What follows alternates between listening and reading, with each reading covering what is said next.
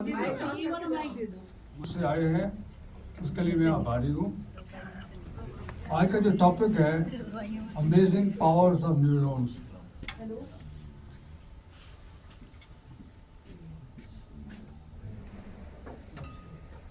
On है। हाँ, on है।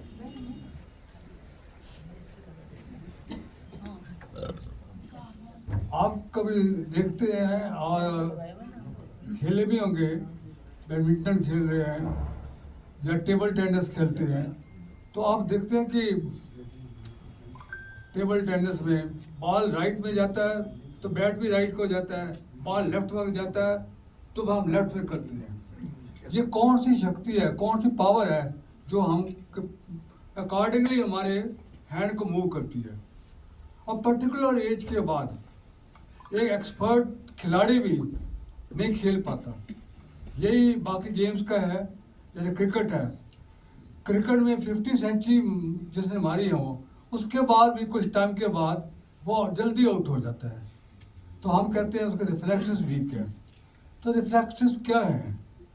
रिफ्लेक्सेस होते हैं रिस्पॉन्स, कि वो रिस्पॉन्स नहीं कर पाया, बॉल आया, टाइमली मैसेज इसको नहीं मिला, टाइमली मैसेज उनके हैंड्स को नहीं मिला और वो जल्दी आउट हो गया, मिस कर गया बॉल। तो ये मैसेज क्या, कौन मैसेज देता है? कौन मैसेज देता है कि आप बॉल इधर आ रही है तो इधर जाओ, उधर बॉल आ रही है तो बैट इधर करो। तो ये मैसेजेस कौन देता है? ये हमारे ब्रेन न्यूरॉन्स ही सब कुछ करते हैं। ये ब्रेन न्यूरॉन्स क्या हैं? ये ब्रेन न्यूरॉन्स से ब्रेन में नहीं है, ये ब्रेन एंड नर्वस सिस्टम में है। There are 80 millions of neurons in the brain and nervous system. तो ये मैसेजेस लेते हैं, they take messages from the external world, आई से मैसेज लिया, बाकी से मैसेज लिया और उसको कन्वे करते हैं ब्रेन न्यूरॉन्स को। ये ब्रेन न्यूरॉन्स है, ये इसको रिसीव करता है, इधर से ट्रांसमिट करता है, ये दूसरे को देता है, ये रिसीवर है, इधर से ट्रांसमिट करता है, 1 2 3 4 ऐसे पास ऑन करता जाता है। और फिर जो पर्टिकुलर न्यूरॉन्स हैं वो जो हैंड वाले हैं तो हैंड को सिग्नल देता है, इलेक्ट्रिक इम्पल्सेस देता है और आप उसके हिसाब से खेलते हो और उस हिसाब से सारी एक्टिविटीज करते हो। क्लियर? तो ब्रेन, हाँ, how you can define the neurons? Neurons are nerve cells, are the fundamental units of the brain and nervous system that take messages from the external world through sense organs and sent to all of your body to allow you to do everything from breathing to talking, eating, walking and thinking. जितनी आप activities करते हैं ये सिर्फ brain neurons ही करवाते हैं। तो ये 3 टाइप्स के ब्रेन न्यूरॉन्स हैं। एक होते हैं ब्रेन न्यूरॉन्स सेंसरी न्यूरॉन्स, जो ब्रेन से डायरेक्टली आपको जितने सेंस ऑर्गन्स हैं, आईज हैं, कान हैं, नोज हैं, इनको जाती है। तो दीज आर अदर सेंसरी और दूसरा होता है motor neurons. Motor neurons maximum है आपके। मोटर न्यूरॉन्स क्या करता है? Brain and nervous system. Nervous system में क्या आता है? आपका बैकबोन। तो backbone and the brain that constitute as the nervous system. तो नर्वस सिस्टम में क्या होता है? आपका बैकबोन है, ये बैकबोन है मान लिया, इसमें कितने ब्रांचेस होती हैं, इधर ब्रांच किया, इधर ब्रांच, इधर, ये ब्रांचेस बैकबोन से निकलकर आपके शरीर के हर अंग में, हर पार्ट में जाती है। चाहे वो आपका हार्ट हो, चाहे आपका लीवर हो, जो भी है, और मसल्स को भी जाती हैं और यही आपके एंडोक्राइन ग्लैंड्स को भी जाती हैं। तो शरीर के हर पार्ट को जो जाता है other than sensory organ, these are the motor neurons. और थर्ड होते हैं इंटर न्यूरॉन्स है ब्रेन में। इंटर न्यूरॉन्स का क्या काम है? आपका थिंकिंग, आपका मेमोरी, आपका अवेयरनेस, ये सबका सब अगर वो वीक हो जाते हैं, आपकी मेमोरी वीक हो जाती है, आपको सोचने की शक्ति वीक हो जाती है, आपकी अवेयरनेस वीक हो जाती है, आपका रीजनिंग वीक हो जाती है, थिंकिंग वीक हो जाती है, कंसंट्रेशन वीक हो जाती है। अगर आपके जो न्यूरॉन्स हैं, इंटर न्यूरॉन्स जो ब्रेन में हैं, वो वीक हो जाते हैं। तो मैं एक एक करके एग्जांपल देता हूँ। तो पहला एग्जांपल देता हूँ सेंसरी न्यूरॉन्स का। सेंसरी न्यूरॉन्स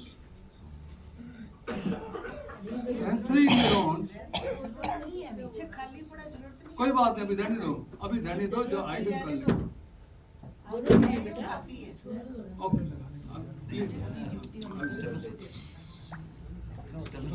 सेंसरी आपका, I will take one example of your, let us say here आपका ईयर का। अब ईयर आपको कम सुनाई दे रहा है। अगर कम सुनाई दे रहा है तो क्या रीज़न हो सकते हैं? दो रीज़न हो सकते हैं। या तो आपका जो कनेक्टेड न्यूरॉन्स हैं जो मैसेज दे रहा है आपके ईयर को, वो वीक है, या आपका कान में कुछ प्रॉब्लम है, वो भी तो हो सकता है, लोकल प्रॉब्लम है। तो ये दो चीज़ें हैं। ये जो जितने हमारे शरीर के अंग हैं, ये बॉडी सेल्स के बने हुए हैं। They are 30 trillions of body cells और 80 मिलियंस ऑफ द न्यूरॉन्स। अगर आपके कान के ये बॉडी सेल्स हैं वो वीक हो जाते हैं, कई रीजन हो सकते हैं। बोला आपने इसे expose to the higher sound, और ब्लड प्रेशर की वजह से या डायबिटीज़ की वजह से किसी प्रॉब्लम से कान में प्रॉब्लम हुई तो आपको कम सुनाई देगा। तो डॉक्टर बताएगा कि आपकी लोकल प्रॉब्लम है या इंटरनेट प्रॉब्लम है। तो इसमें कितनी प्रॉब्लम होती है? एक होती है टिनिटस प्रॉब्लम होती है कि बार बार कान में कुछ ना कुछ सुनाई देता रहता है, वो भी दोनों की वजह से हो सकती है। तो टिनिटस प्रॉब्लम, अगर न्यूरॉन्स, आइडेंटिकल न्यूरॉन्स आपस में वो मिल जाएं, वो वॉल्यूम को कंट्रोल करते हैं, तो कंटिन्यूस आपके रिंगिंग शुरू होगी। आप कभी सोचा है, जो आपके बेंगलोर में जाते हैं तो आपकी बेल बार होती है, जब बेल बार होती है तो बारिश की वजह से शॉर्ट सर्किट होता है, तो कंटिन्यूस अंदर रिंगिंग शुरू हो जाती है। तो यही चीज़ आपका कान में है। और दूसरा क्या हो सकता है? दूसरा क्या होता है, कभी आपको दो वर्ड्स जो आइडेंटिकल है वो एक सुनाई देना शुरू हो जाते हैं, वो ओवरलैप कर जाते हैं। जैसे मैं आज भिवाड़ी गया था, क्या आप भिवाड़ी गए थे? तो कंफ्यूजन, सेम चीज। अब एक और एग्जांपल देता हूं आपको। वाइफ ने कहा हस्बैंड को कि आज मैं मक्की की रोटी बनाऊंगी। क्या आप मक्खी की रोटी बनाओगी? अब मक्की की रोटी और मक्खी की रोटी में जमीन आसमान का फर्क है। पर उसको सुनाई दिया, मक्खी की जगह मक्खी सुनाई दिया। तो दूसरा मैं एग्जांपल देता हूं आपको, मोटर न्यूरॉन्स का मैक्सिमम आपके जो मैसेजेस हैं वो ये बैकबोन है, इसके अंदर नर्व जाती है जो पैर तक जाती है। यहाँ से आज तक कितने मिलियंस आपके जाते हैं, जो हर बॉडी के अंग को जाते हैं, मैसेजेस इसी से निकलते हैं। अगर आपका इसमें 33 वर्टिब्रास है, 30 वर्टिब्रास में आपका बीच में डिस्क आती है, और अगर डिस्क है वो नर्व को प्रेस कर रही है, दैट पर्टिकुलर जो जहाँ से नर्व जाती है वो कंटिन्यू जब प्रेस रही तो आपकी नर्व वीक हो सकती है। इसलिए अगर आपको कभी पैर में दर्द हो जाती है तो जो हमको साइड का है वो नर्व लंबा रीजन में ज़्यादा होती है तो पैर में जाती है। कब आपके पैर सुन्न हो जाते हैं तो इसका मतलब है आपके नर्व में, सेंट्रल नर्व में प्रॉब्लम है, तो डॉक्टर आपके पास जाते हैं, वो तो स्ट्रॉन्ग करने के लिए B12 की गोली देते हैं, ये देते हैं। तो ये सारे के सारे प्रॉब्लम्स आपकी बैकबोन में होते हैं, नर्व सिस्टम में होते हैं। कभी इंजरी हो जाती है नर्व में, तब प्रॉब्लम हो जाती है। तो अगर नर्व आपकी दब रही है डिस्क से या किसी वजह से, आप उसे इग्नोर मत करिए, नहीं तो कंटिन्यूसली दबी रह गई तो वहाँ जो नर्व निकलेगी, जिस चीज़ को निकलेगी वहाँ मैसेजेस बंद कम हो जाएगा, तो वो वीक हो जाएगा आपका। तीसरा है आपका इंटरन्यूरॉन्स। इंटरन्यूरॉन्स अगर वीक हो जाते हैं तो आपको मेमोरी लॉस हो जाता है, आपको डिमेंशिया हो जाता है, आपको अल्जाइमर हो जाता है या पार्किंसन हो जाता है। ये dementia means dementia without mind. अब विदाउट माइंड तो डिमेंशिया की स्टेजेस है ये। तो अब मैं एक बताता हूँ। 1970 में मेरा एक फ्रेंड था केदारीनाथ। तो केदारीनाथ को डिमेंशिया की प्रॉब्लम थी। तब ये मोबाइल नहीं हुआ करते थे। उसने मुझे से बोला कि चलिए आपको मार्केटिंग के लिए ले गया हो। तो एक स्टोर में ले गया तो भूल गया कि मैं बीबी को लाया हूँ, और उसको बिना छोड़ के चला गया। और मैं दूसरे स्टोर में गया तो देखा बीबी नहीं है। वो फिर वापस आया, वो बेचारी वेट कर रही थी, कोई फ़ोन नहीं होते थे, ये मोबाइल फ़ोन नहीं होते थे। तो नेक्स्ट टाइम उसने कहा कि दोबारा उसको जब चलने लगा तो उसने मैं आपके साथ नहीं चलूँगी, आपने मुझे छोड़ दिया, आपको पता नहीं चलता। क्या नहीं, इस तरह गलती नहीं होगी, अब माफ़ी मांगी। तो फिर उसको ले गया, फिर किसी स्टोर में गया तो उस पेमेंट कर रही थी मिसेस उसको। तो कहता मैं बाहर स्कूटर निकालता हूँ तो आप पेमेंट करके आइए। उसमें बाहर स्कूटर निकाला और अपने हेलमेट डाला, अपना सिर पर डाला। तो एक और लेडी खड़ी थी वहाँ पर, वो भी डिमेंशिया की विक्टिम थी। तो उसकी बीवी का, उसके हस्बैंड का स्कूटर और ये स्कूटर मिलते थे। और जब डिमेंशिया में देखने में प्रॉब्लम हो जाती है, उसने कहा आप बैठ जाइए। वो बैठ गई उसके स्कूटर पर। तो कहते आप बैठ गए? कहा जी मैं बैठ गई। वो केदारीनाथ बहुत खुश, अब जी का के मुझे बुला रही है, आज तक मुझे जी नहीं बुलाया।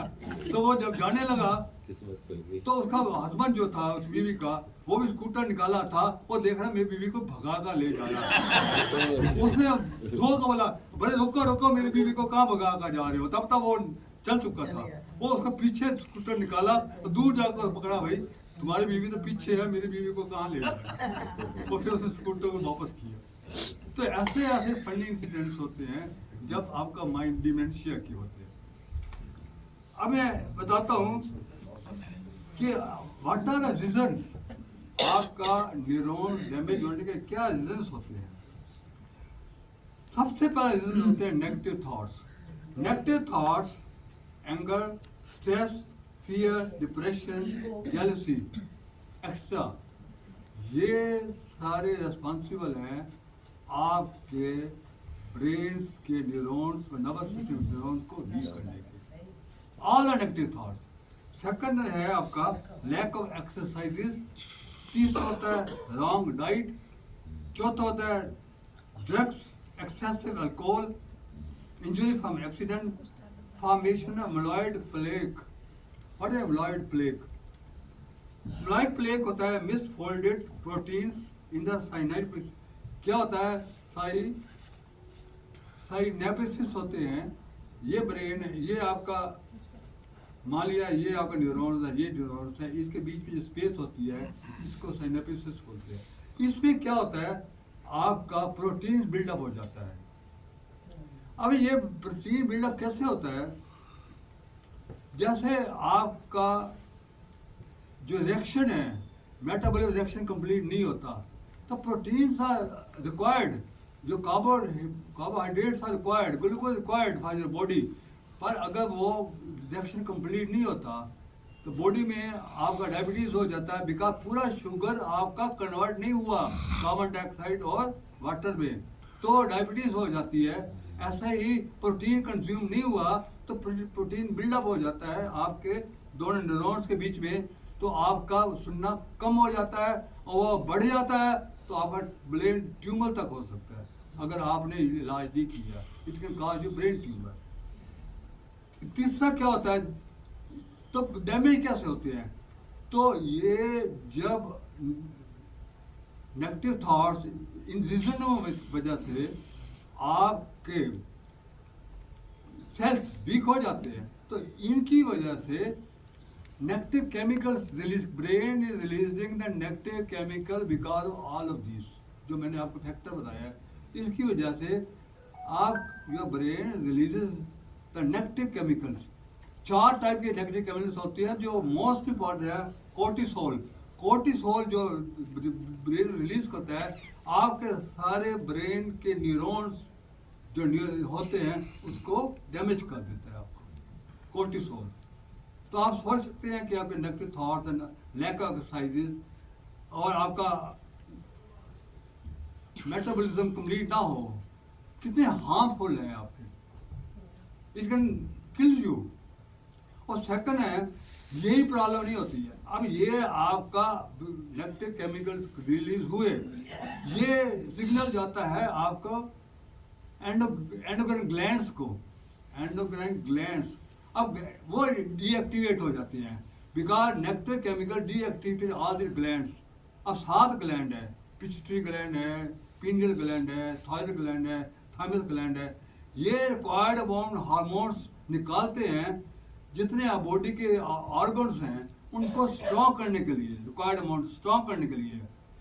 अब वो भी डीएक्टिवेट हो गए तो आपके बॉडी सेल भी वीक हो गए और आपके ब्रेन सेल भी वीक हो गए, सिर्फ ये 4 केमिकल्स निकलने से।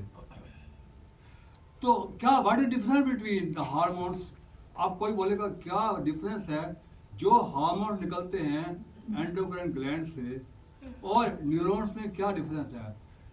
जो न्यूरॉन्स होते हैं they are electrical messengers, electrical messengers, impulses, और जो ये मैसेजेस आपके बॉडी सेल्स को देते हैं। और जो हार्मोन्स होते हैं जो एंडोक्राइन ग्लैंड से हार्मोन्स होते हैं, ये भी ये होते केमिकल मैसेंजर्स, ये भी आपके बॉडी सेल्स को देते हैं। दोनों बॉडी सेल, वो केमिकल मैसेंजर है, वो आपके इलेक्ट्रिकल मैसेंजर्स है। इलेक्ट्रिकल मैसेंजर्स का मीडिया है ब्रेन और केमिकल मैसेंजर्स का है ब्लड, बिकॉज जो हार्मोन्स होते हैं सीधा ब्लड में स्ट्रीम में जाते हैं और ब्लड स्ट्रीम्स के जरिए आपके हर बॉडी के सेल में जाते हैं। अब आता देन व्हाट अब मैं now I am coming to real theory कि आपके ब्रेन सेल हम कैसे रीजनरेट करें और कैसे इन ब्रेन सेल को न्यू सेल्स आ, क्या हम न्यू न्यूरॉन्स बन सकते हैं और क्या वीक सेल को रीजनरेट कर सकते हैं और कैसे कर सकते हैं। तो उस पर मैं आ रहा हूँ बिकॉज बाकी चीज़ों बहुत लंबी है, उसको मैं शॉर्ट कर करके।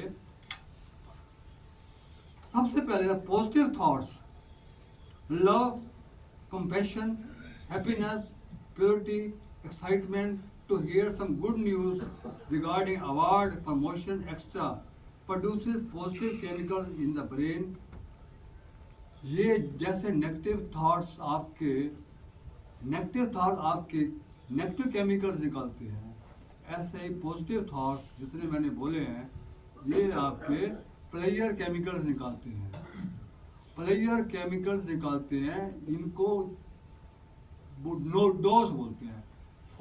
दे आर 4 प्लेयर केमिकल्स जो ब्रेन सेल्स में निकलते हैं, जो आपके न्यूरॉन्स को हेल्दी बनाते हैं, रीजनरेट करते हैं और नए न्यूरॉन्स निकालते हैं। They are 4 major chemicals.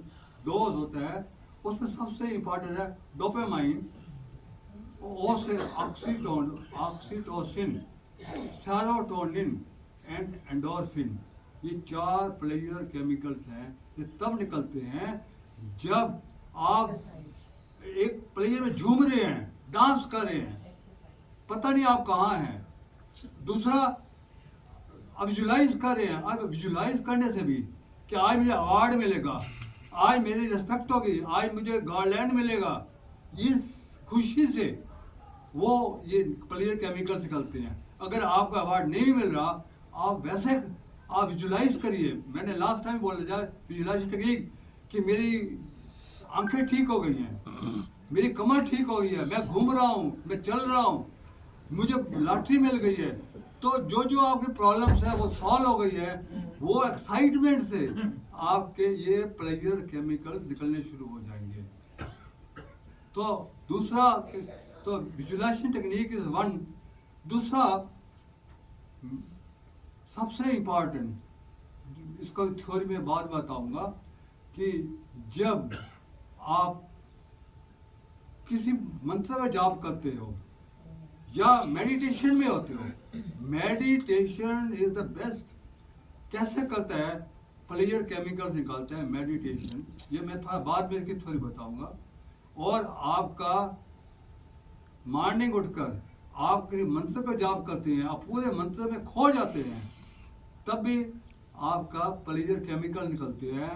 Particularly Gayatri mantra, Gayatri mantra is the best mantra to activate your brain neurons. दियो यो ना प्रचोदयात्, हमारी बुद्धियों को प्रकाशित करो, उज्जवल करो। इसमें 5 कंपोनेंट्स हैं, पांचों एक्टिवेट होते हैं गायत्री मंत्र में। धी, विजडम, धृति, विल पावर आपकी स्ट्रॉन्ग बने, स्मृति, मेमोरी, मेधा, इंटेलिजेंस, एंड प्रज्ञा, अवेयरनेस। ये 5 शक्तियाँ ब्रेन की जो आपके लिए रिक्वायर्ड है, सिर्फ गायत्री मंत्र का जाप मारने में करने से, ब्रेन को शांत करने में, उसमें खो जाने से, ब्यूटीफुल म्यूजिक लगाने से आपका ब्रेन काफ़ी शार्प हो जाएगा। अब मैं कुछ फिंगर एक्सरसाइज बताता हूँ और कुछ मुद्रा बताता हूँ। मैंने ये डिज़ाइन किया है ओनली फॉर सीनियर सिटीजन, ताकि आप वो मुद्राएं कर सकें। एक मुद्रा क्या होती है? हैंड, जो मुद्रा होती है हैंड जेस्चर। पहले मुद्रा बताता हूँ, ये नमस्ते करते हैं, नमस्ते, ये भी जेस्चर है, नमस्ते। आप ये इसको वाइडन करिए, और वाइडन करके इसको मैं हकनी मुद्रा कहते हैं। हकनी मुद्रा या हस्त मुद्रा। इसको गोदी में ले जाओ, यहाँ बैठ जाओ और सुंदर सा म्यूजिक लगा दो, आंखें बंद कर दो और म्यूजिक सुनो। या कोई आप और भजन गा रहे हैं या मंत्र का जाप कर रहे हैं, तो इस ध्यान में आप कर सकते हैं। आपका डबल इफेक्ट होगा इस स्थिति। इससे आपका माइंड शार्प होगा, कामनेस आएगी, अवेयरनेस आएगी, कंसंट्रेशन बढ़ेगी, मेमोरी स्ट्रांग होगी और कंसंट्रेशन होगी। और यही चीज़ दूसरी है ध्यान मुद्रा। ध्यान मुद्रा क्या है? ये लेफ्ट हैंड और ये राइट हैंड। राइट हैंड को लेफ्ट ऊपर रखा, ये आपके अंगूठे कर दिए, इसको आपने गोदी में रखा, ऐसे ऊपर करके रखा, और इसी को सेम शेप में आप इसी में आप मंत्र का जाप करें, परमात्मा का ध्यान करें, कुछ भी करें, म्यूजिक लगाएं, इसको 15-20 मिनट आधा घंटा बैठे, आपका ब्रेन बहुत शार्प होगा। तीसरा चिन्ह मुद्रा। चिन्ह मुद्रा का ऐसा करके यहाँ बैठकर, चिन्ह मुद्रा का भी सेम इफेक्ट है, पर चिन्ह मुद्रा में यो एक और एडवांटेज है कि आप गप मार रहे हैं, जैसे आप मेरे से बात कर रहे हैं, अब चिन्ह मुद्रा में बैठ जाइए, डबल एडवांटेज होगा। टीवी देख रहे हैं, चिन्ह मुद्रा में बैठ जाइए, गप मारे हैं, चिन्ह मुद्रा में बैठ जाइए, आपका चिन्ह मुद्रा से भी बहुत ही शार्प हो जाता है। नेक्स्ट आता है फिंगर एक्सरसाइजेस। अब मैं फिंगर एक्सरसाइज बता रहा हूँ, बड़ी सिंपल एक्सरसाइजेस हैं और बड़ी माइंड को, आपके ब्रेन को शार्प करेगी, नए नए कनेक्शन बनाएगी। आपके ये ब्रेन न्यूरॉन्स हैं, इनके बीच स्ट्रॉन्ग कनेक्शन बनाएगी। जो मैंने कहा था हकनी मुद्रा, ये जितने नर्व्स होती हैं वो यहाँ खत्म होती हैं। देखिए टिप्स ऑफ द, यहाँ नर्व्स खत्म होती है। अब मैं इसको बताता हूँ। एक आपने किचन में गए, आपने हाथ लगाया, पीछे हट गया हाथ, क्यों हटा? पीछे किसने हटाया? गरम लगा आपको, क्योंकि यहाँ से मैसेजेस गया। मैसेज क्या गया आपका? ये कहाँ से आई है मैसेज? ये आपकी नर्व कहाँ से निकली? आपका बैकबोन से। मैंने कहा बैकबोन से सारी जगह आती है। बैकबोन से आई, बैकबोन ने मैसेज दिया ब्रेन को, ब्रेन ने वापस किया कि हटाओ अब हाथ को, पीछे करो। ये सब का इलेक्ट्रिकल इतना जल्दी होता है कि आपने पीछे हटाया, ये किया, ये सारे न्यूरॉन्स किया है। ये नहीं पीछे हटा, कैसे हटा दिया, तो उसने मैसेज दिया। तो ये नर्व जितने हैं इनको दबाइए, और दबाने जितना दबा सकते हो, 15, 20, 25, 30 आधा जितना दबाओ। सांस को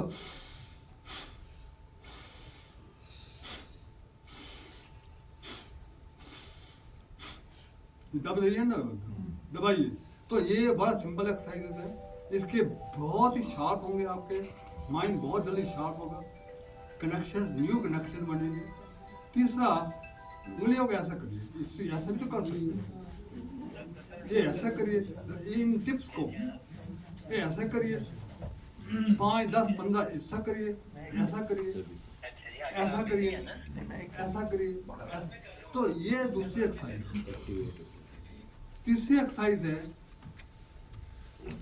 इसको दबाइए, फिर इसको दबाइए अंगूठे से, फिर इसको दबाइए, फिर इसको प्रेस करिए, फिर इसको प्रेस करिए, फिर इसको प्रेस करिए, फिर इसको प्रेस करिए, फिर इसको प्रेस करिए। ये 3 एक्सरसाइज हो गई। कितनी एक्सरसाइजेज है मैं वो बताऊंगा जो आप जल्दी कर सकते हैं और आराम से कर सकते हैं।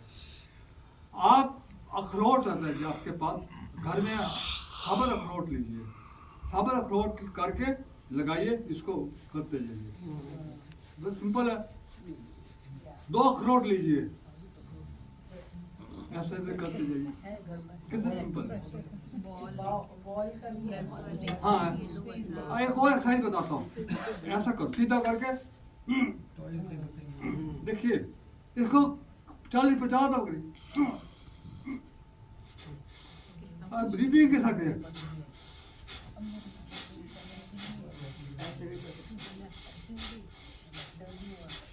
कितना अच्छा है। और एक बहुत सिंपल है वो एक्सरसाइज बताता हूँ जो बड़ी इंपॉर्टेंट है, बॉडी सेल्स को भी ठीक करेगी, ब्रेन सेल्स को भी ठीक करेगी। वो है, देखिए क्या करोगे आप, स्ट्रेच करिए हैंड्स को, ओके, ये यहाँ किया, इसको दबाओ, जितना दबा सकते हो। देखिए मैं बताता हूँ, सांस लो, आप सांस लेना है नाभि से, बंद करो, दबाते रहो, और इसको होल्ड करो, जितना होल्ड कर सकते हो।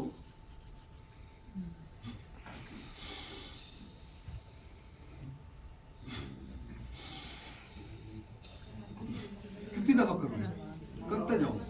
तो इससे क्या होता है, ये सारे के पहले हमें न्यूरॉन्स को ठीक करेगी, सारे के सारी नर्व्स जाएगी, न्यूरॉन्स के कनेक्शन बढ़ाएगी, स्ट्रॉन्ग करेगी, और एमलाइड जो आपका है प्लेग वो डिप्लीट होगा, उससे सिनाइपिस का स्पेस क्लीन हो जाएगा, और आपके बॉडी सेल्स ठीक होंगे। कि बॉडी सेल क्या होंगे, ये एड्रिनल ग्लैंड को जाती है, इंडेक्स एड्रिनल ग्लैंड जो ब्लड प्रेशर को और ब्लड सर्कुलेशन को रेगुलेट करता है, ये जाती है आपकी किडनी को, राइट किडनी को, ये राइट किडनी को, ये पैनक्रियास को जाती है, पाचन शक्ति को बढ़ाता है।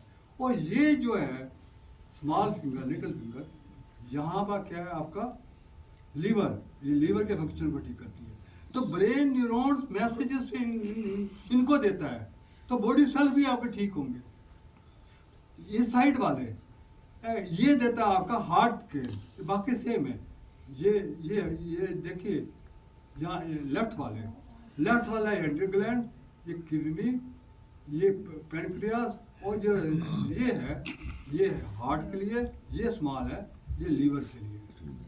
तो ये आप करिए। और दूसरी बात, होल्ड करते हो, जब मैं कहता होल्ड करिए, होल्ड कर सकते हो, कन्वीनियंटली होल्ड करिए अक्सर। तो होल्ड करने से क्या होता है कि ब्रेन मांगता है भाई मुझे, आपने ब्रेन सप्लाई बंद कर दी, ब्रेन को बंद कर दी, और आप फास्टिंग पर है, आप उसको जैसे इसको निकालोगे तो सारा टॉक्सिन आपका ब्रेन का पहले निकलेगा, पहले निकालो, फिर उसके बाद सांस लोगे, पूरा ऑक्सीजन उसके अंदर खाए, पूरा ऑक्सीजन जाएगी उसके अंदर। तो कन्वीनियंटली आप जितना होल्ड कर सकते हो कन्वीनियंटली उसको आप करिए। और एक और बताता हूं आपको, बाकी एक्सरसाइजेज जो हैं जो कर सकते हैं, जिन जिन एक्सेप्ट दोस्त जिनको हड्डियां प्रॉब्लम है या जिनका बाईपास सर्जरी हुई है हार्ट की, उनको छोड़कर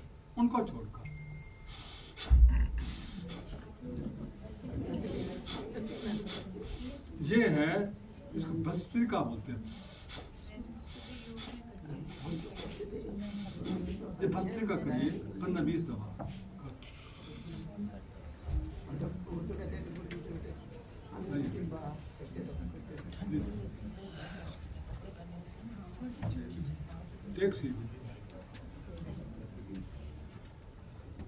अब मैं आपको माइंड गेम्स के बारे में बताता हूँ। आप माइंड को कभी हमेशा बिजी रखना है, नहीं जंग लग जाएगा आपका माइंड अगर उसका काम नहीं लोगे। तो माइंड गेम्स जो जिनको आती है वो तो करे, जैसे पजल है, सुडोकू है, आपका चेस है, ये ब्रेन के लिए बहुत अच्छी हैं। पर अगर आपको ये नहीं करना आता, पजल नहीं आती, चेस नहीं आता, ये नहीं आता, अब मैं चेस मैं क्या करता हूँ, मैं तो बैठा बैठा चेस करता रहता हूँ। वो एक का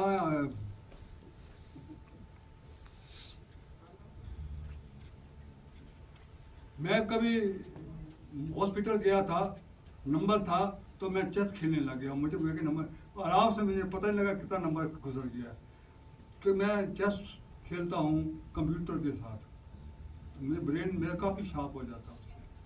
अगर नहीं कर सकते, मैं और बताता हूँ, कलर आप करिए, आप 7 कलर लिखिए, वाइट ग्रीन जो भी कलर है, आप वाइट के ऊपर ब्लैक करिए, रेड के ऊपर ग्रीन कर दीजिए, येलो के ऊपर येलो कर दीजिए, डिफरेंट कलर।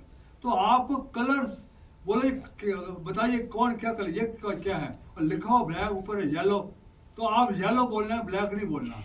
तो आप घर में ये चार्ट बनाइए और कितना तेजी से आप बोल उसका डिस्ट्रीब्यूट कर सकते हो। It is not simple thing.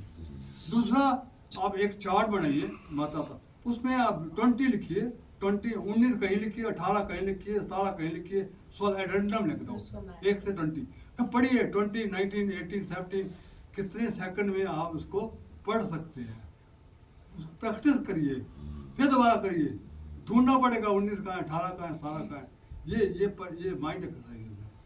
और ये भी नहीं आप कर सकते, तो दिन में आपने सुबह से लेकर शाम तक, रात को देखिए, लिखना शुरू करिए, मैंने क्या क्या एक्टिविटी थी, मैंने खाना में क्या खाया, कौन सी सब्जी थी खाया, किसको मिला, पूरे एक्टिविटीज लिखो दिन की। और हाँ, भूल भी जाते हैं कि नाश्ते में क्या खाया या कौन सी सब्जी हमने लंच में खाई, मोस्टली भूल जाते, तो साहब लिखिए और पूरी एक्टिविटीज लिखिए। ये एक्टिविटी डेली करिए, आपका माइंड काफ़ी शार्प होगा। नेक्स्ट क्या है, observation games. Observation games, hello, ये पीछे से ले लो, पीछे। ऑब्जर्वेशन गेम्स, ऑब्जर्वेशन गेम्स ये खिलाते नहीं, मैं इनको बुलाऊंगा कि खिलाया करिए। एक बास्केट में 15-20 चीजें डाल दो, 15-20 चीजें, ये नीता जी को पता है, और 15 चीज डिफरेंट होगी, और दिखाइए सबको, और फिर उसके 10 दिखाकर फिर लिखिए कितनी आप लिख सकते हो उसको। This is very good game, वो आपका अच्छा, और उसमें कई वेरिएशंस हैं ऑब्जर्वेशन की, वो करिए। अब मैं ऐसी एक्सरसाइजेस बता रहा हूँ, और मोस्ट सिंपल एक्सरसाइजेस बता रहा हूँ। एरोबिक ब्रीदिंग कि मैक्सिमम ऑक्सीजन कैसे मिले आपके ब्रेन्स को और बॉडी सेल्स को। हुन जो लोग करते हैं, साइकिलिंग करते हैं या स्विमिंग करते हैं या जॉगिंग करते हैं या डांसिंग करते हैं या एरोबिक मॉर्निंग में कराते हैं, एरोबिक एक्सरसाइजेस यहाँ भी कराते हैं, तो वो कितनी इफेक्टिव है दैट डिपेंड्स अपॉन आप कितना ब्रीथ करते हो इनसाइड। सिर्फ डांस करने से कुछ नहीं होगा, आपको अंदर ऑक्सीजन लेनी है। कितना आप अंदर ऑक्सीजन लेते हो that is more important than dance करना। समझते ना? आपका मेन एम है ऑक्सीजन लेना, मेन एम है ऑक्सीजन बॉडी सेल्स को देना और ब्रेन सेल्स को देना। तो नॉर्मली 6 लीटर कैपेसिटी आपके लंग्स की होती है।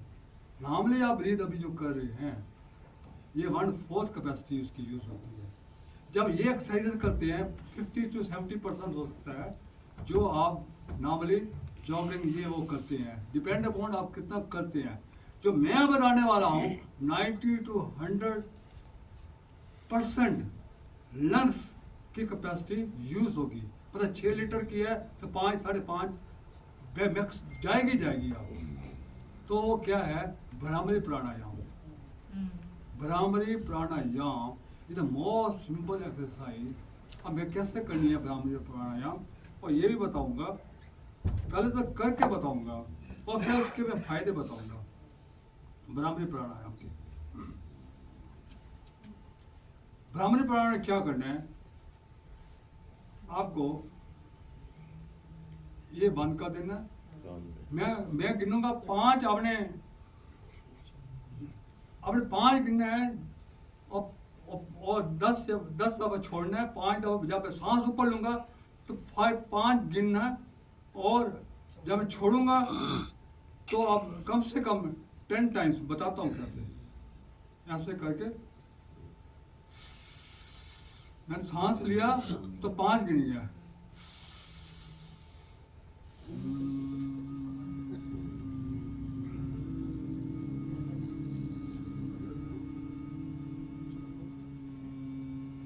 मैं तो 20 तक होमिंग कर सकता हूँ।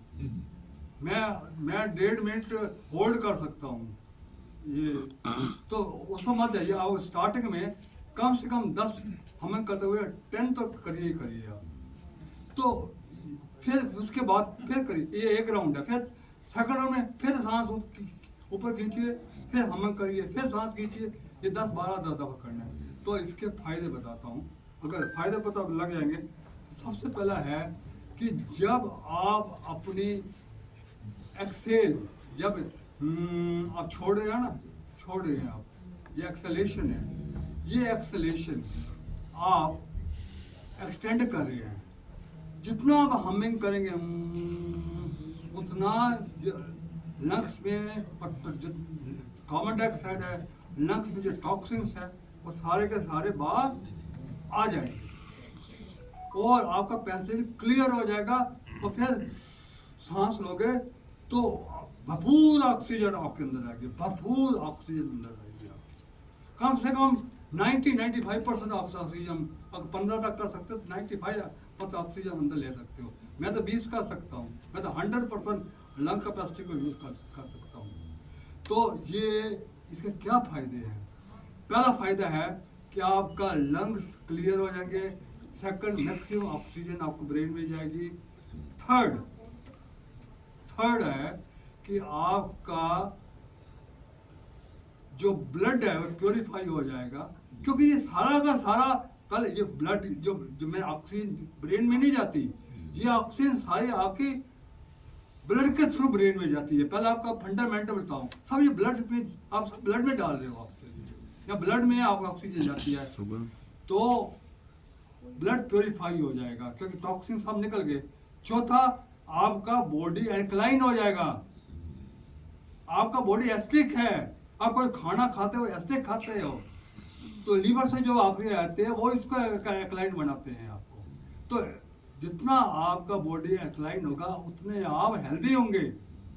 और नेक्स्ट है कि जब आप हमिंग करते हो यहाँ पर कैविटीज में नाइट्रिक ऑक्साइड बनता है।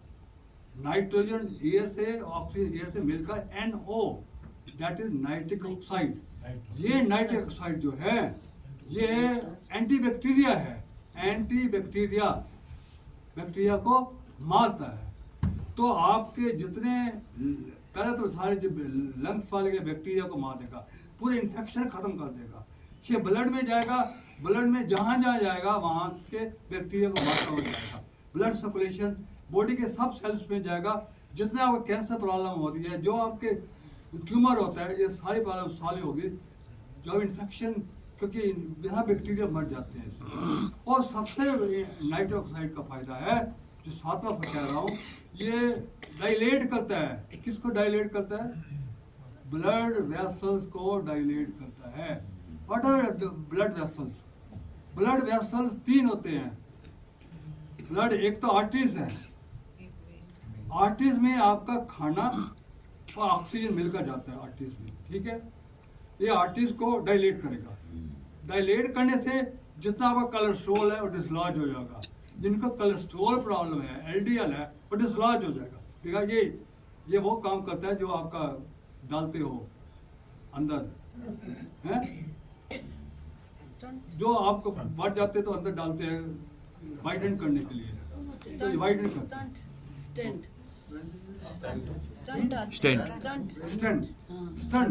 डालते हैं ना, वाइडन करते हैं। ये स्टंट का काम करेगा।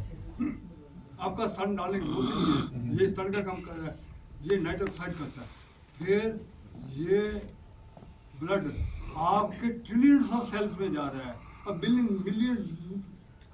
बिलियंस ऑफ न्यूरॉन्स में जा रहा है। वहाँ कैसे जाता है? और कैपिलरीज हैं, कैपिलरीज को वाइडन करता है। जैसे वाइडन करेगा, अब स्टंट तो इसी को वाइडन करता है, पर ये तो सबको वाइडन कर रहा है। यहाँ स्टंट यहाँ थोड़ा लगा हुआ है।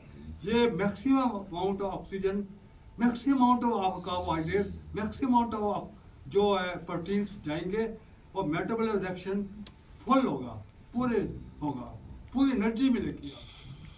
और तीसरा, इसके बाद कहाँ जाता है?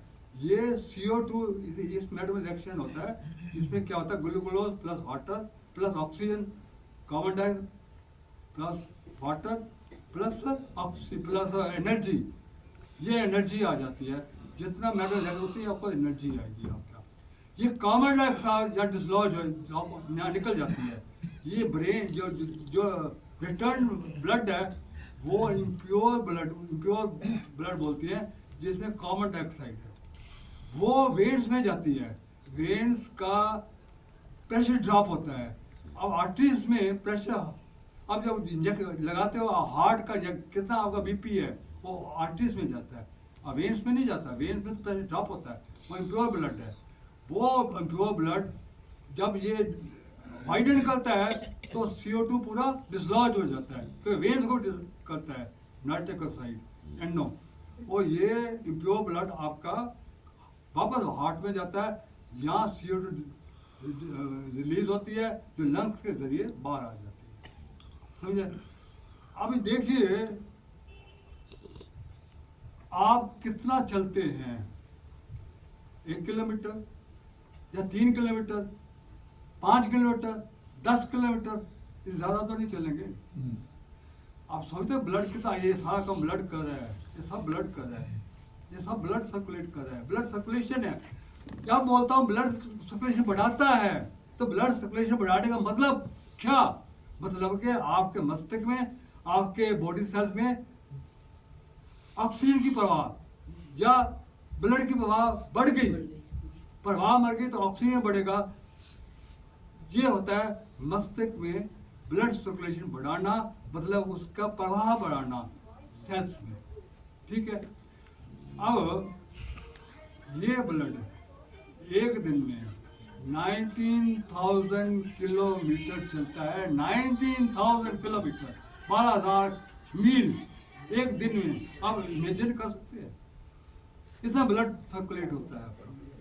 और दिन में आप हार्ट बीट होता है 1 lakh times, 1 lakh times heart beat होता है एक दिन में, जितना आपको ब्लड करता है। अब भ्रामरी प्राणायाम का अगर नेक्स्ट है, हमिंग साउंड से आपका ब्रेन इतना काम डाउन हो जाता है। बीपी बिल्कुल, जिसके हाई बीपी है वो गोली खाने की जरूरत नहीं है आपको। 5-10 दिन के बाद गोली खाना छोड़ देंगे कि बीपी ड्रॉप होता है। पर जिनका लो है, जो बहुत लो है 40-50 है, वो ना दवाई कंट्रोल करता है बीपी को। ऐसा नहीं है कि लो बीपी वाले कर नहीं सकते, पर 40-50 उतना ना हो, otherwise it is good for everything. और आपके माइंड के शक्तियों को, न्यूरॉन्स की ताकत न बढ़ाता है, काम डाउन करता है, मेमोरी बढ़ाता है, अवेयरनेस बढ़ाता है, आपका रीजनिंग बढ़ाता है, अवेयर सब कुछ जितनी आपके माइंड की पावर्स हैं, कॉग्निटिव प्रॉपर्टीज बोलते हैं, उनका एनहांस करता है। आपका माइंड बहुत शार्प, आपका न्यूरॉन्स बिल्कुल बहुत ही आपके न्यूरॉन्स स्ट्रांग हो जाएंगे भ्रामरी प्राणायाम से।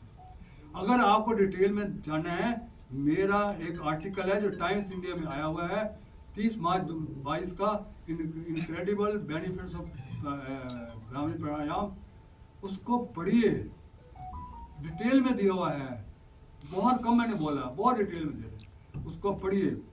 या तो आप मेरे साइट सुरेश खुंगर साइट पर चलिए, स्पीकिंग ट्री साइट मिल जाएगी, आपको आर्टिकल मिल जाएगा, नहीं तो मैं उसका लिंक भेज दूंगा, जैसे आप चाहूँगा। आपको लिंक चाहिए भेजना, मैं लिंक्स भेजता हूँ। आई वेरी सॉरी टू से, कोई इसको एक्नॉलेज नहीं करता। भैया कम से मैं कुछ मांग रहा हूँ आपसे, कम से कम मुझे एक्नॉलेज कर दो, ऐसा कर दो कि मैंने पढ़ा है, तब मुझे भी सेटिस्फेक्शन होगी, मुझे भी अच्छा लगा भाई आपने पढ़ा है। नहीं कैसे पता चलेगा? अगर मैं इसको उसमें डाल दूंगा आपके इनोवा कम्युनिकेशन में मैक्सिमम उसमें पार्टिसिपेंट्स है, उसमें डाल दूंगा। व्हाट्सएप पे डाल दीजिए। व्हाट्सएप में डाल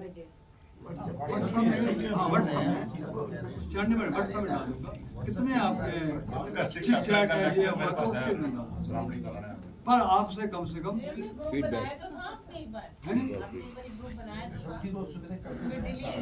नहीं, आप उसको लिंक को तो एक्नॉलेज कर दीजिएगा, ठीक है। नहीं मूविंग में नहीं डालता। अब मैं सेकंड आपका आ रहा हूँ, सेकंड में आ रहा हूँ, बहुत ही इम्पोर्टेंट टॉपिक, अनुलोम विलोम। कितना लोग, सब लोग 90% लोग गलतियां करते हैं अनुलोम विलोम में, 90% कोई भी ढंग से नहीं करता। आज मैं अनुलोम विलोम जो बड़ा बता रहा हूँ, आप सोच नहीं सकते कि अनुलोम विलोम इतने ताकतवर है, कितना सिंपल है, पर इसको करने का तरीका तो आना चाहिए आपको। तो आज मैं उसका तरीका बताने वाला हूँ। पहले अनुलोम विलोम का तरीका कि आप इसको चिन्ह मुद्रा करिए, इसका वायु मुद्रा करिए। देखिए ये वायु मुद्रा है। वायु मुद्रा, आपके 3 प्रॉब्लम्स होती हैं, पित्त होता है, वायु होता है, कफ होता है, वायु होता है, ये आपकी सारी वायु शरीर की निकालता है। पर ये वायु मुद्रा वही काम करता है जो नाइट्रस ऑक्साइड कर रहा है, आपकी पूरी ऑक्सीजन को हर सेल में लेगा। ये वायु मुद्रा सिंपल है, इसको कुछ कर नहीं सकते, ऐसा कर दीजिए, क्या है और इसको ऐसे करिए, ऐसे करिए, इसको यहाँ से करिए, देखिए इसको बंद करिए और यहाँ नाइट साइड से लंबा सांस। आप पहला गलती करते हैं, आप सांस लेते छाती से, आपको कम से कम नाभि से लीजिए। अब कैसे पता चलेगा मैं नाभि से ले रहा हूँ? आप अज्यूम कर रहे हो ना, आप कोई नाप थोड़ा रहे हो। तो उसका एक तरीका है, मैं आज बता रहा हूँ कि आप 5 गिनना, तो 5 गिनने से आपका नाभि से ही आ जाएगा। 5 5 1 5 5 1 5, मतलब 5 1 5। मैं जब करूँगा, खींचूगा 1 2 3 4 5, मतलब आपने ले गया पूरी एंड तक ले गया, आपने नाभि से खींचे एंड तक 5 गिनना, और फिर 1 सेकंड रोकना, फिर आप छोड़ोगे, ये 1 2 3 4 5 आपका नाभि तक अपने आप पहुंच जाएगा। फिर यहाँ से लेना, फिर 5 गिनना, फिर 1 स्टॉप करना, और फिर 5 गिनना यहाँ तक। ये 1 राउंड है, ये 1 राउंड है। 1 राउंड क्या हुआ? यहाँ से गए, यहाँ गए, यहाँ से यहाँ। अब मैं बताता हूँ कि प्राणायाम का मतलब क्या। सब लोग बोलते प्राणायाम है, प्राणायाम मतलब, प्राणायाम का कुछ तो मतलब होगा। प्राणायाम का मतलब है प्राणों को, ब्रेथ को कंट्रोल करना। कंट्रोल किसके द्वारा करूं, क्या करूं? आयाम के द्वारा करूं। What is ayam? Ayam is the distance between inhale and exhale. आप ब्रेथ ले रहे हो यहाँ से, ये 5 गिनना, इज 1 आयाम। डिस्टेंस बिटवीन, ये यहाँ आपने खत्म हो गई, यहाँ आपने फिर एक्सेल शुरू किया, तो 1 आयाम, 2 आयाम, 3 आयाम, 4 आयाम, तो मतलब 1 राउंड में 4 आयाम आए। ठीक है, आया नहीं। 4 आयाम में कितना टाइम लगा? 20 सेकंड। तो एक आयाम 5 सेकंड का था। अगर आपने 3 राउंड किए तो आपके कितने हो गए? 12 आयाम। मतलब है 1 मिनट में 12 पंजे 60, 1 मिनट में आपने 12 ब्रेथ ली। ये 12 ब्रेथ से ज्यादा नहीं लेनी। आप जो अनुलोम विलोम करते हो ज्यादा 15 20 25 करते हो, यहाँ से नहीं है, छोड़ दिया, जहाँ से छोड़ दिया। This is not a Anulom Vilom, this not a Anulom Vilom, ये मजाक है, नॉट ए अनुलोम विलोम। तो इसका फायदा बताता हूँ आपको। आप रोंगटे खड़े हो जाएंगे, फायदा हो जाए, मालूम हो जाएगा। जितनी आपकी ब्रेथ डीप एंड लॉन्ग होगी, डीप एंड लॉन्ग होगी, आपकी आप 6 गिनोगे तो 10 हो जाएगा। ठीक है, आप करते करते करते, मैं एक ने किताब पढ़ी थी, ब्यूटीफुल बुक है, राम स्वामी राम और हिमालयास, नाम सुना होगा उनका। वो हिमालय में ये अनुलोम विलोम करते थे और वो 4-3 तक ले जाते थे। पहले तो उन्होंने किया, यहाँ से स्टार्ट किया। कहाँ से स्टार्ट किया? रूट चक्र से क्राउन चक्र, क्राउन चक्र से रूट चक्र, क्राउन, ये एक्जैक्टली यही है आयाम। तो मैंने नाभि से बोल रहा हूँ तो स्टार्ट में। तो वो 6-5 से नीचे जाते थे। शेर उनके सामने नचते हुए, शेर बिल्कुल धीमे पड़ जाते थे। उतना स्ट्रांग उनकी वाइब्रेशन होती थी करने से, उतना मैं इतना काम डाउन हो जाता था। शेर वहाँ पर हाथ जोड़ देता, उनके साथ खेलता था। ये उनकी किताबों में लिखा हुआ है। ये है आपका। और हमारे योगी जो पुराने होते थे, अनुलोम विलोम में तो सालों साल जीते थे। कितना आप लंबा करेंगे, खींचेंगे, उतना आपकी आयु ज्यादा होगी। जितना आप गुस्सा होगे, जल्दी जल्दी सांस छोड़ोगे, आपकी आयु उतनी घटेगी। ठीक है, नेक्स्ट आपका है कि ये है आपका, नेक्स्ट को बोलते हैं आपके 72,000 नाड़ियां हैं। 72,000 में 3 नाड़ियां आपकी मुख्य है। ये ईदा, पिंगला, और एक होती है सुषुम्ना नाड़ी, जो हमारे सेंटर से जाती है, आपके बैकबोन सेंटर से जाती है। बहुत लोगों की सुषुम्ना नाड़ी आज तक नहीं खुली भाई, इधर, क्योंकि ये दोनों से एक जैसा सांस नहीं जाता। एक में ज़्यादा जाएगा, एक में कम जाएगा, एक में कम जाएगा, ज़्यादा जाएगा। 90 मिनट के बाद चेंज होगा। आप ये लंबा लंबा सांस करके दोनों में एक जैसा सांस आना शुरू हो जाएगा। काफ़ी टाइम, काफ़ी प्रैक्टिस के बाद जब दोनों में एक जैसा सांस आना शुरू हो जाएगा, मैक्सिमम अमाउंट ऑफ आपका ऑक्सीजन जाएगा ब्रेन में, और आपका सुषुम्ना नाड़ी खुल जाएगी। नीचे से खुलती है, क्योंकि आपने स्टार्ट किया बहुत नीचे से, जब खुल जाएगी तो सुषुम्ना नाड़ी में जब प्रवाह करेगा, आप पूरे ध्यान में चले जाएंगे। आपको पता नहीं है ध्यान में कैसे जाते हैं लोग कहते मैं भगवान का नाम लेता हूँ, ध्यान में कैसे जाऊँ? कहने से नहीं, ध्यान में जाना, अपने आप जाना पड़ता है। जब आप लंबी लंबी सांसों से करेंगे, और तब आपका ये लेफ्ट ब्रेन और राइट ब्रेन इक्वलाइज हो जाएगा।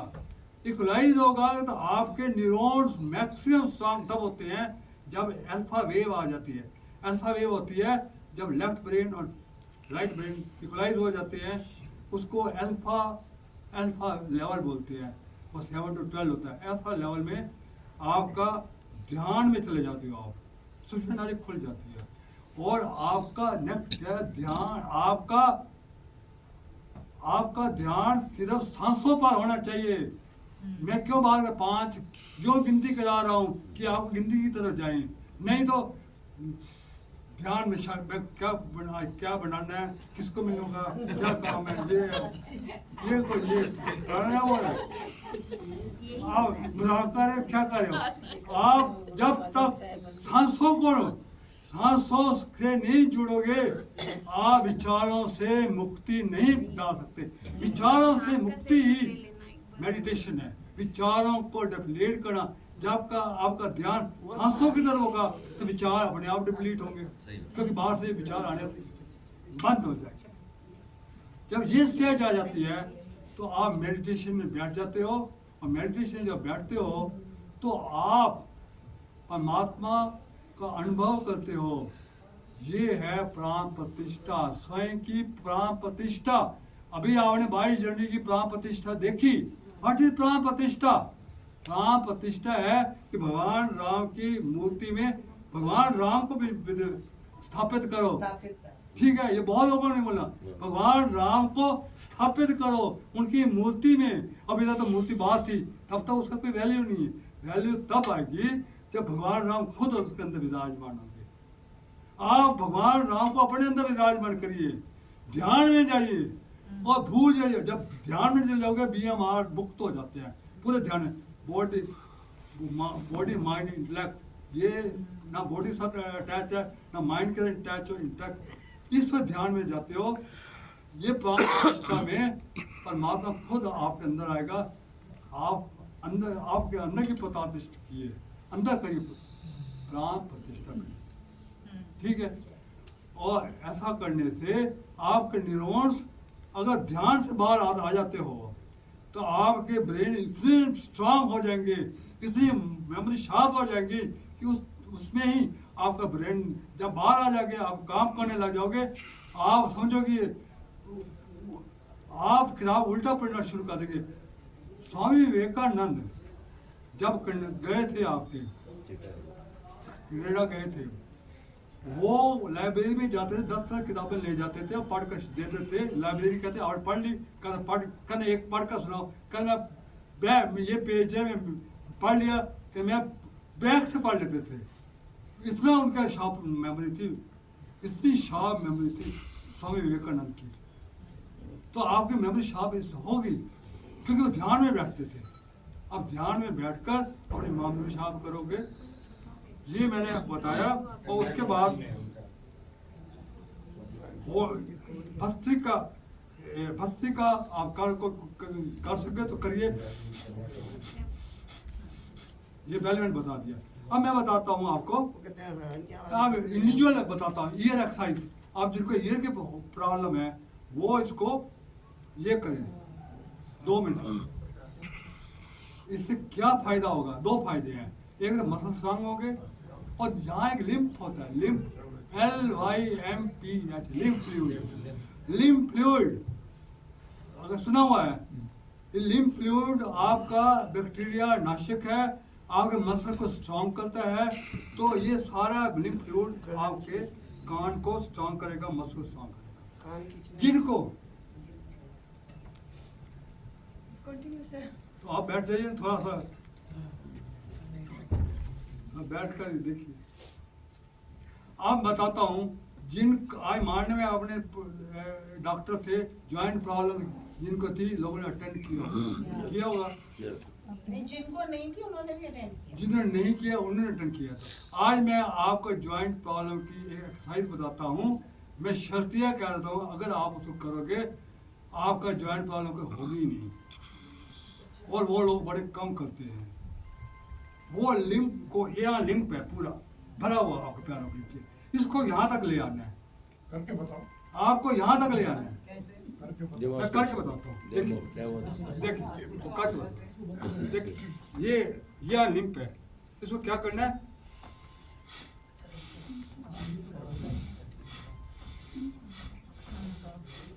ये करते जाओ 40-50 दफा। क्या होगा? ये लिम्फ पूरा जहाँ आएगा। आप नलका करते हो, आप कुएं से पानी करते हो, पानी लेते हो, कुएं में पानी क्या करते हो? ऐसे करते हो तो पानी ऊपर आ जाता है। तो ये आप लिम्फ के लिए आपको पंप खुद तैयार करना होगा। ब्लड के लिए तो है, हार्ट है, ब्लड को सर्कुलेट करता है, और लिम्फ के लिए कोई पंप नहीं है। ये पंप का काम करेगा। ऐसे करके ये करते रहो, कम से कम 30-40 दफा करो। जो नहीं कर सकते वो इसको पकड़ कर सकते हैं, पकड़ कर सकते हैं। पर मैं शर्ती इलाज करता हूँ। आपको जॉइंट प्रॉब्लम है, पता नहीं डॉक्टर साहब ने ये एक्सरसाइज बताई है, आई डोंट नो, बताई थी। मेडिकल क्या वो तो कहेंगे इसको रिप्लेस कराओ। तो मैं आप बताता हूँ आपको ऐसे एक्सरसाइज बताऊंगा। आपको कहीं कुछ करना नहीं है, ना गोली खाने की जरूरत पड़ेगी। आपको हर चीज इससे मिलेगी। और जिनको आइस प्रॉब्लम है, आइस की भी एक्सरसाइजेस हैं। सर योगा में सारी होती है, ये सारी जितनी बताई आपने डेली सुबह। क्या जी? कह रही हूँ, सुबह जो योगा होता है उसमें जितनी आपने बताई है ना सारी होती है मामा। हाँ, थैंक यू। ये तो अभी भी अटेंड करते हैं, ये भी तो अटेंड करते हैं उनको हमारी मैं मॉर्निंग में योगा में जाता हूँ। लेकिन योगा में ये आप भी attend benefit- करो। उनको जरा थोड़ी सी योगा चीजें में correct करवाओ ना। अनुलोम विलोम ये सब चीजें नहीं बताई होंगी जो मैं हाँ बता तो आप उनको करेक्ट करो ना, कितने लोग तो करते हैं वहाँ पे, मैं- उनको करेक्ट कराओ। अशोक जी का है, ये ये हमारे योगा गुरु हैं जो बैंड में योगा कराते मैं हैं। जब अकेले कराता हूँ तो मैं प्रॉपर एक्सप्लेन करके बताता हूँ। गुरुजी के सामने मेरी बोलती बंद हो जाती है। स्टूडेंट पर कोई डाउट होगा इनके पास जाइए, ये बहुत अच्छा कराते हैं। तो जो भी है फुल बॉडी एक्सरसाइज उनसे कराइए आप। एक सवाल है, शीर्षासन से लिम्फ नीचे आ जाएगा। शीर्षासन से आपका ब्रेन स्ट्रांग होता है, पर शीर्षासन हम सीनियर से नहीं कर सकते। जवाहरलाल नेहरू हम होता है बस सीनियर सेंटर के लिए सर वो रिकमेंडेड नहीं है।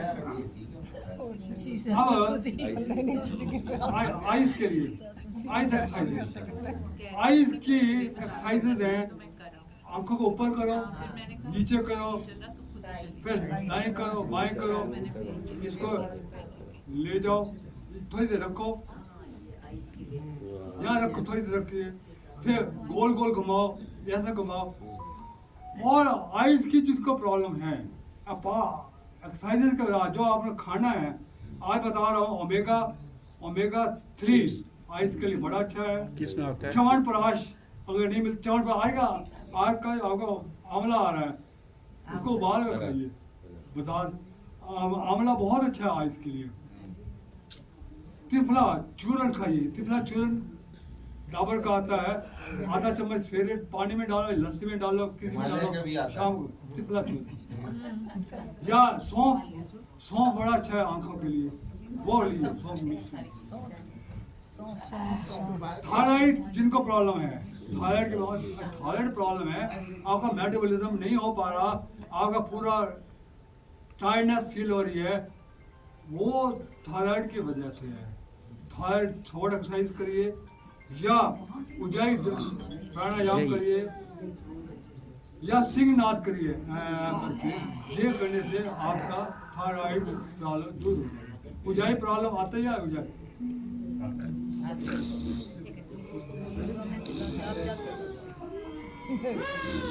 इसको करो। ये उजाई आपको विजय प्राप्त करने वाली है आपको। जिसने इसको कर लिया, आपका थायराइड की प्रॉब्लम नील हो जाएगी, गोली खाना बंद कर दोगे। अब मैं आता हूँ, कैंसर क्यों होता है? स्ट्रेस, डिप्रेशन, क्या हो रहा है कि आपका ऑक्सीजन नहीं आती। एक डॉक्टर ने कहा कि मेरा 18 साल के बच्चे को उसका ट्यूमर हो गया था। कहाँ हुआ था? हार्ट में ट्यूमर हो गया था। हार्ट में ट्यूमर हुआ 18 साल के बच्चे को। कैसे हुआ? कहता जो आपकी नव आ रही थी, कहाँ से आ रही थी? बैकबोन से आ रही थी, उससे प्रॉपर आपको ऑक्सीजन नहीं सप्लाई आ रही थी, उसकी वजह से इसका ट्यूमर हो गया। इसके और बड़े रीजन है, बैक्टीरिया प्रॉब्लम है, और उसके होते हैं ज़्यादा अल्कोहल का सेवन करो, लैक ऑफ एक्सरसाइजेस करो, तो इस वजह से आपका कैंसर होने के स्ट्रेस में हो, डिप्रेशन में हो, तो ये सारा कैंसर। अब ये मैं ये करा रहा हूँ, इस बार स्ट्रेस भी दूर हो जाएगा, डिप्रेशन भी दूर हो जाएगा। अब मैं डाइट पर आता हूँ, जो बहुत स्ट्रॉन्ग है कि ये सारा करने से, जो बहुत ही इम्पॉर्टेंट टॉपिक है डाइट के ऊपर। डाइट का क्या काम, क्या डाइट खाएं ताकि हमारे न्यूरॉन स्ट्रॉन्ग रहें। पहला जो डाइट को खराब करने वाला है, आपको डाइट नहीं खानी चाहिए, harmful diet, all fast foods. याद करो, burgers, pizza, French fries, chips, processed containing foods such as canned and frozen food extra are very harmful and damage the brain cells, Yes. as these contain monosodium glutamate। ये डालते हैं as food additive and flavour enhancer की डालते हैं, ये जो है आपके ब्रेन सेल को खा जाएगा। इसलिए फास्ट फूड खाना बंद कर दो। फास्ट फूड वाले खुद ही बोलते हैं ना खाओ, और फिर लोग फास्ट फूड खाते हैं। बच्चे खाते हैं। और दूसरा, सॉफ्ट ड्रिंक्स भी कम करो। soft drinks are extremely toxic because the presence of phosphoric acid. Apart from this, it contains common preservative known as sodium benzoate. ये कोका कोला ये इनको बहुत कम करो, नींबू पानी पीजिए पर इनको कम नारियल करो, पानी। हैं? नारियल पानी। नारियल पानी पीजिए, नींबू पानी पीजिए, पर कोका कोला वगैरह इनको बंद कर दो।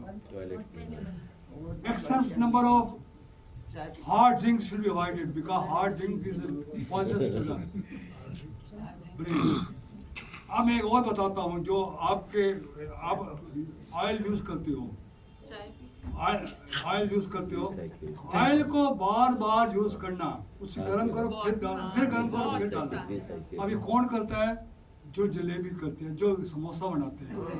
अब मैं क्या कहता समोसा है, समोसा को पता नहीं है कितनी दफा उसको गर्म किया कितना, उसकी बार उसी को यूज करते हैं, बार बार यूज करना, बार बार जलेबी डालना, ये आप ये आपके ब्रेन सेल को इतनी डैमेज करते हैं। पर इसके बाद की हार्मफुल इफेक्ट भी बताता हूँ। और देसी घी और भी इसीलिए आपने समोसा बंद कर दिया। प्लीज प्लीज अगर घी यूज कर दिया करने दीजिए, उसके बाद तो आप घर में जो खाना बनाते हैं तो घर में तो उतना तेल लीजिए जितना आपकी सब्जी बनानी है, कल के लिए मत रखिए, फिर कल वही यूज होगा, परसों वो मत करिए, इतना आप कर सकते हो। अब कैंटीन से भी पूछ लीजिए क्या करते हैं वो, आप you can find out what they do, वो आप फाइंड कर।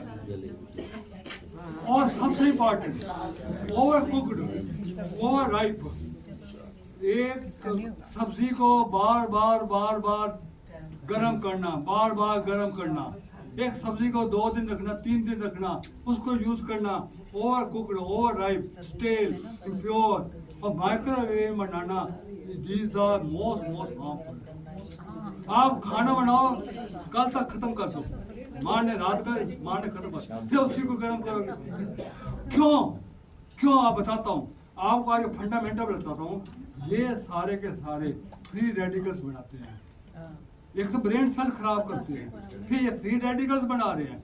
फ्री रेडिकल्स क्या होते हैं कि जो ऑक्सीजन, मैंने तो एक्सरसाइज बनाई है, इसी ऑक्सीजन को खा लेंगे।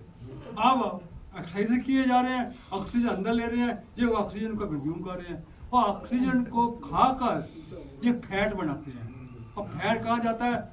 LDL और ट्राइग्लिसराइड आपके आर्टरीज में। ये जो आप मैं बताता हूँ, LDL फैट्स बनते हैं फ्री रेडिकल से, फ्री रेडिकल ऑक्सीजन के साथ करते हैं। तो ये आप ध्यान रखिएगा कि आप फ्री इन बार बार करने से ये फ्री रेडिकल बनाते हैं। ये जो पहले वाले जूस्ड ऑयल होता है, बार बार ऑयल यूज करते हैं, ये फ्री रेडिकल बनाते हैं। और तीसरा, ये एंजाइम्स को खाते हैं। अब मैं बताता हूँ एंजाइम्स क्या है जिंदगी में आपके, और एंजाइम्स का क्या रोल है। एंजाइम्स जो आप खाना बनाते हो, जो आप हेल्दी खाना बनाते हो, बार बार पहले तो आपको कुक करोगे तो आधे एंजाइम मर जाते हैं, ठीक है। अब बार बार उसको करोगे तो बच्चे खुचे एंजाइम्स खत्म हो जाएंगे, उसके फाइबरलेस हो जाएगा। अब वो खाना आप खा रहे हैं, ना उसमें फाइबर्स हैं, ना उसमें कोई विटामिन्स हैं, कुछ भी नहीं है, और पेट भर रहे हो, और पेट भरकर क्या होगा? ये अब कोलन में चला जाएगा। देखा, इससे बचना तो है, कोलन में चलेगा, कोलन में जाकर ये, क्योंकि ये फाइबरलेस है। फाइबर आपके लिए क्या होते हैं कि आपका जो स्टूल वगैरह है, इसको अंदर खींचना, बाहर खींच, तो यहाँ फंस जाएगा, तो आप बीमारी हो जाएगी, मुझे कब्ज हो गया, मुझे ये हो गया, वो हो गया, तो दुनिया भर की बीमारियां इसमें आ जाएंगी। एंजाइम्स कहाँ से आते हैं? आपके एंजाइम्स होते हैं फ्रूट से आते हैं, एंजाइम्स होती हैं रॉ वेजिटेबल से आते हैं। तो आपको क्या करना है? फ्रूट खाइए जितना खा सकते हो, इसमें लिविंग एंजाइम्स हैं। आपको एंजाइम चाहिए कहाँ यूज होते हैं? आपके एंजाइम्स होते हैं जब आप खाना स्मॉल इंटेस्टाइन में जाता है, तब पैनक्रियास से एंजाइम्स आते हैं, उसको छोटे टुकड़े बनाता है, और वो आपको मैश होकर आर्टरीज के द्वारा फिर आपका आर्टरीज में चला जाता है। ब्लड उनको लेकर पंप के सक्शन में देता है, पंप उसको लेकर आर्टिस्ट में देता है। तो ये कहाँ आता है? तो यहाँ आपका जो खाना खाते हो उसको ये मैश करता है एंजाइम्स।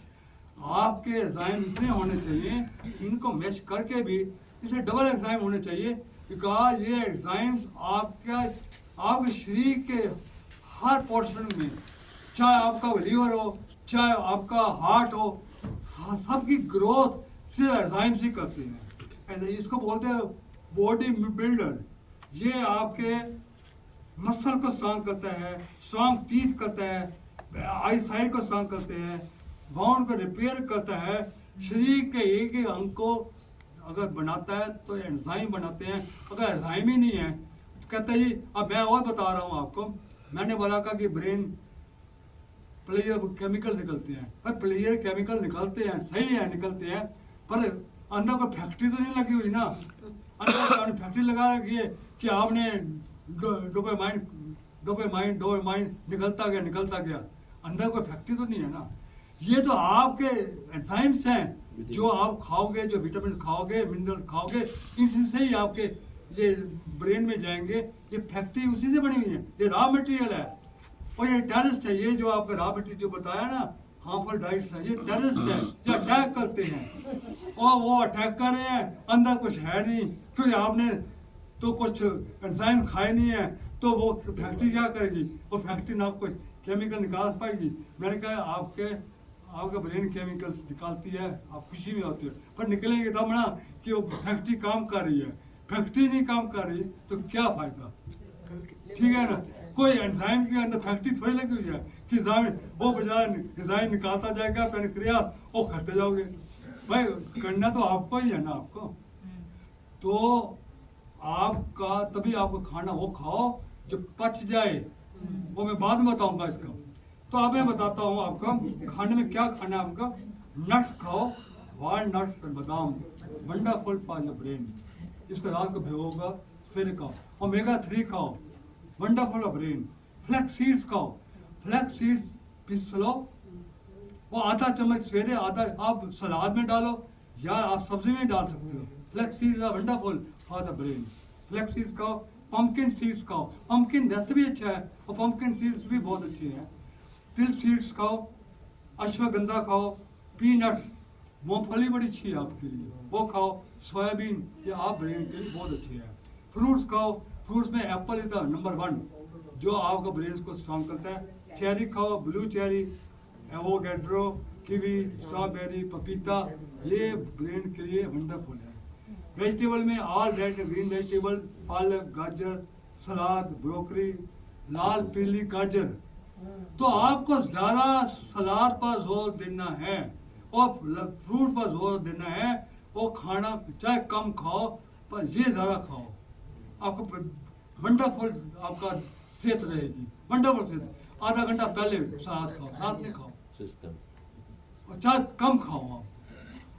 अब बोन्स के लिए कैल्शियम मोस्ट इम्पॉर्टेंट। और कैल्शियम इस उम्र में आप सप्लीमेंट कैल्शियम ही ले सकते हो, 500-300 मिलीग्राम कैल्शियम लीजिए, because calcium is very important for the bones. और तीसरा, वो उसको अब्जॉर्ब करने लिए विटामिन डी चाहिए। विटामिन डी अगर नहीं खाओगे तो कैल्शियम अब्जॉर्ब नहीं होगा। तो विटामिन डी हमेशा अपना कहियो 50 से ऊपर होना चाहिए। फिर विटामिन डी का आपको मिलता नहीं है क्योंकि सूर्य की रोशनी आती नहीं है।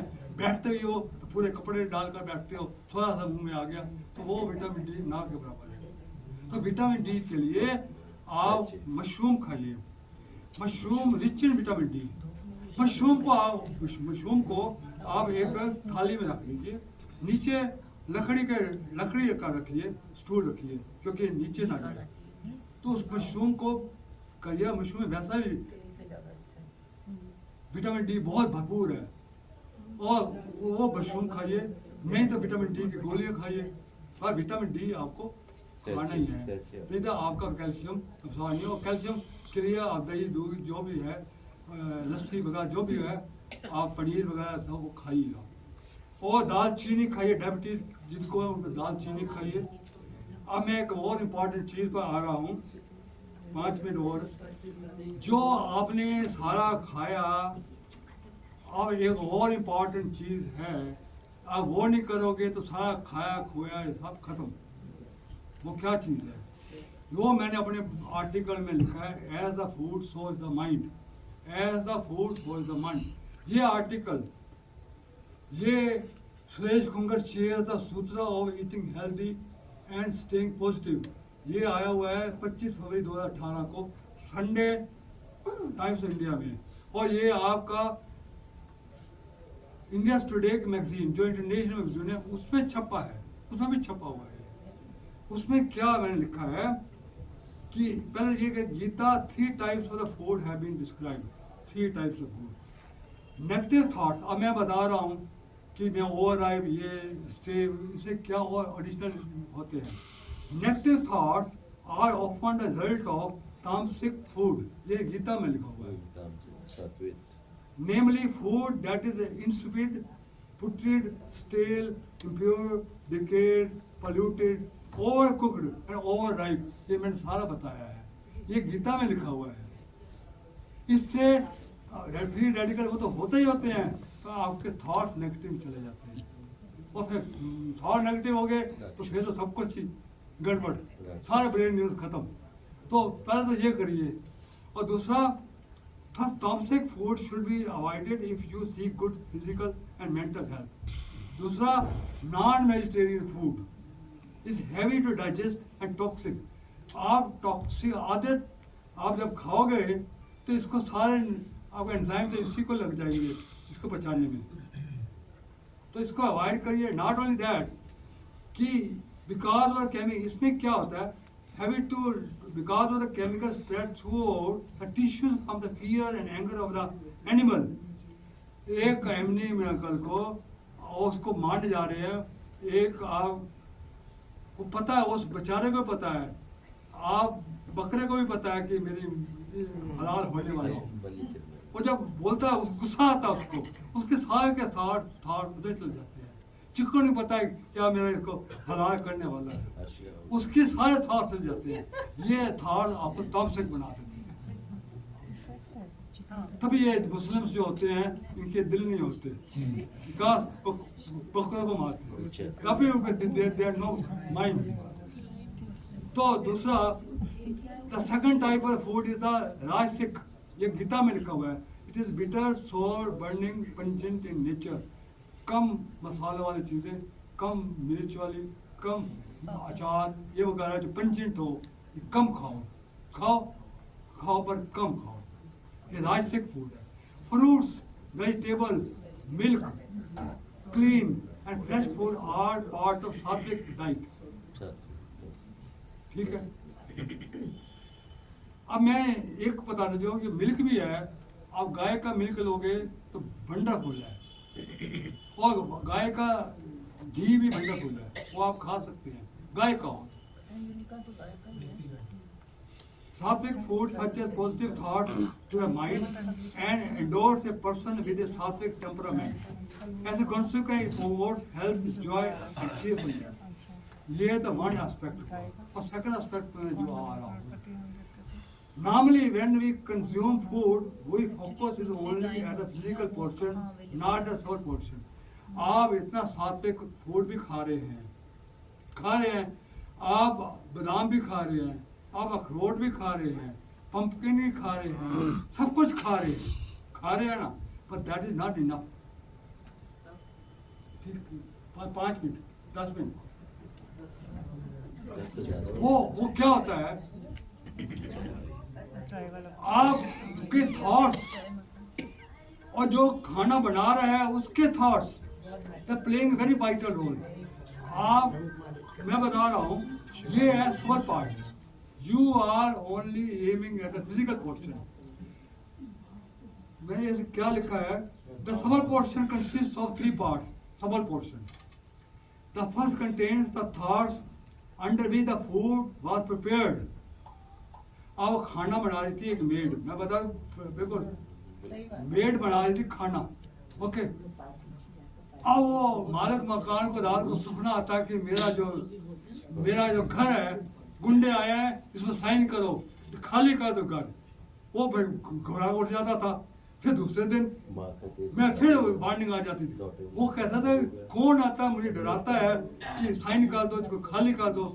फिर उसकी मेड ने कहा कि साहब हम कहाँ जाएं, मुझे नोटिस आ गया है मेरी झूली झोंपड़ी पर वो खाली कर देंगे। हद आता है कि आज खाली करो, मैं कहाँ जाऊँ। अब उसको बार बार यही आ रहा था कि मेरा घर छिन जा रहा है, मेरे झुग्गी झोपड़ी में जो घर है मैं कहाँ जाऊंगी। अब ये खाने में जा रहा है और सपना उसको आ रहा है, सपना किसी और को आ रहा है। तो this is the first condition. Second होता है कि आप जब खाना खाते हो किस एनवायरनमेंट में खा रहे हो। अब घर में जब खाना खाते हो तो एनवायरनमेंट गलत भी हो सकता है, नेगेटिव भी हो सकता है। अब गुरुद्वारा में खाना खाते हो, आप लंगर खाते हो, वहाँ कितना ब्यूटीफुल खाना और एनवायरनमेंट होता है, वहाँ ब्यूटीफुल। घर में एनवायरनमेंट नहीं उतना अच्छा होता। तो वहाँ परमात्मा का नाम लेकर उस खाने को डिवाइन बनाओ, उसका नाम लो, परमात्मा का नाम डिवाइन करके प्रसादा के रूप में उसको खाओ। और तीसरा, आप जब खाना खुद खाते हो आपके थॉट्स भी काम होते हैं।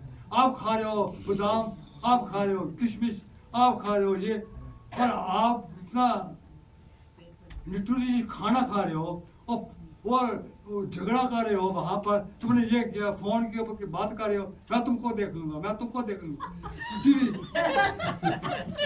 टीवी में देख रहे हो, वायलेंस की टीवी देख रहे हो। भाई क्या करेगा वो। अब इतना पौष्टिक खाना वो क्या करेगा, वो पौष्टिक खाना ज़्यादा हो जाता वो। तो मैंने इसमें लिखा है the third part of the small portion of the food contains the thoughts of the person while taking the meal. The food is eaten with the thought of hatred, envy, jealousy, and anger. He loses the effectiveness. Discussing problems while eating depletes the mind. Therefore, food should be taken in silence, remembering God in His loving manner with positive affirmation, which will get manifested in the subconscious mind. But most importantly, don't forget to thank God for your daily meal. अब यहाँ एक question आता है कि मेरे thought जाते हैं, कैसे जाते हैं, और जाते हैं तो फिर निकलते कैसे हैं। ये हर एक माइंड में होगा कि थॉट चले तो गए खाने में और बोल दिया, मान लिया चले गए, अब ये निकले कैसे। इसके बाद मैंने आर्टिकल में स्टार्टिंग में ये कहा है, ये चिंदोग्या उपनिषद से मैंने लिया हुआ है। ये when the curd is churned, its finer elements rise and transfer into butter. Likewise, the food is eaten, its subtle parts move up to constitute the state of mind. जब आप लस्सी को करते हो तो बक्कन पर आता है ना, ऐसे ही आप खाने में आपके नेगेटिव थॉट आ गए। अब चर्न कहाँ होता है, स्मॉल इंटेस्टाइन्स में एंजाइम को चर्न करते हैं, चर्न करता है ना वो, चर्न करता तभी तो बढ़ के वहाँ चर्न होगा, थॉट निकल जाते हैं, थॉट पोर्शन अलग हो जाता है, वो माइंड में चला जाता है। आपने पौष्टिक खाना खाया, उसमें जहर आ गई, तो उसके इफेक्ट क्या हो गया वो आप ही जान सकते हैं। Thank you very much for today. और ये भी मैं डाल दूंगा तो आप इसको